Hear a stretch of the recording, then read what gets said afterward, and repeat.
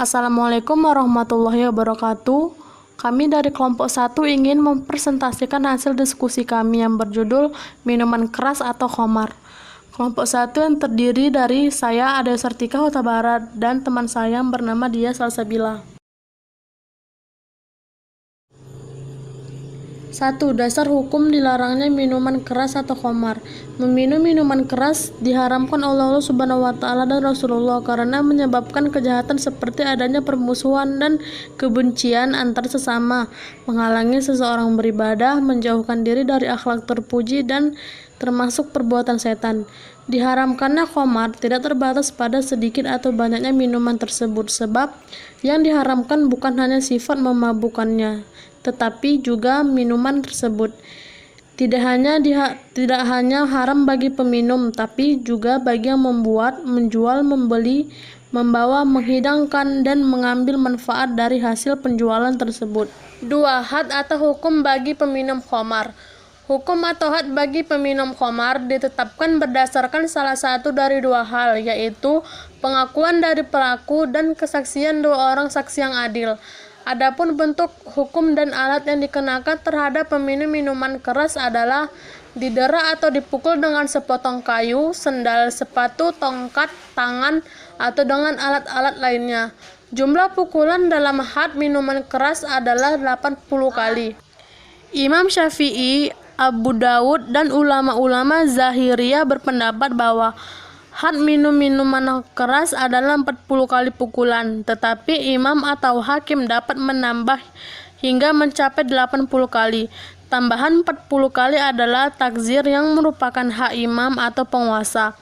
Hukuman ini juga berlaku bagi jenis minuman lain selain khamar yang bersifat memabukkan.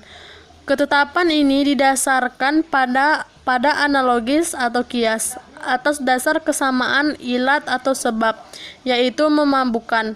Berkaitan dengan had minuman keras, ada beberapa syarat paksana hukum atau had bagi peminum minuman keras, yaitu yang pertama, peminum berakal sehat, yang kedua, peminum sudah baligh, yang ketiga, peminum berkehendak sendiri untuk melakukan perbuatan minum khamar, dan yang terakhir, peminum sudah mengetahui bahwa yang diminum adalah memabukkan.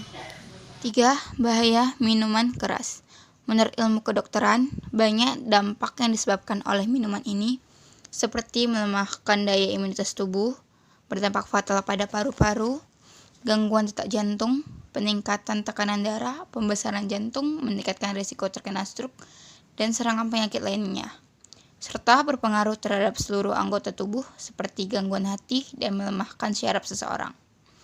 Dalam Al-Quran sendiri telah ditegaskan dalam surah Al-Maidah ayat 90-91 antara lain sebagai berikut. A. Khamar disejajarkan dengan berkurban untuk berhala sehingga khamar dapat membahayakan keimanan dan keseimbangan seseorang. B. Khamar termasuk perbuatan keji dan kotor. C. Khamar termasuk perbuatan setan. D. Khamar dapat menjauhkan manusia dari kesejahteraan dan kebahagiaan karena keduanya yang berbahaya bagi jiwa, akal, dan akhlak. E. Khamar dapat menimbulkan permusuhan dan kebencian. F. Khamar dapat menghalangi orang dari mengingat Allah dan meninggalkan sholat. 4. Hikmah dilarangnya meminum minuman keras. Adapun hikmah yang dapat kita ambil yaitu 1.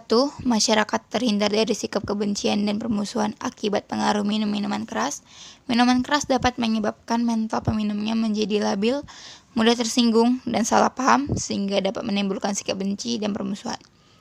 2. Menjaga kesehatan jasmani dan rohani dari penyakit yang disebabkan pengaruh minuman keras.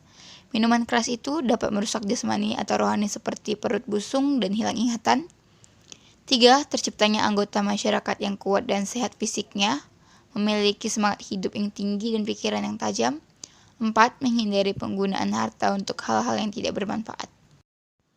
Demikianlah hasil presentasi kami. Saya, Dia Salsabila, mewakili kelompok 1, meminta maaf jika ada salah kata. Terima kasih untuk yang sudah mendengarkan. Wassalamualaikum.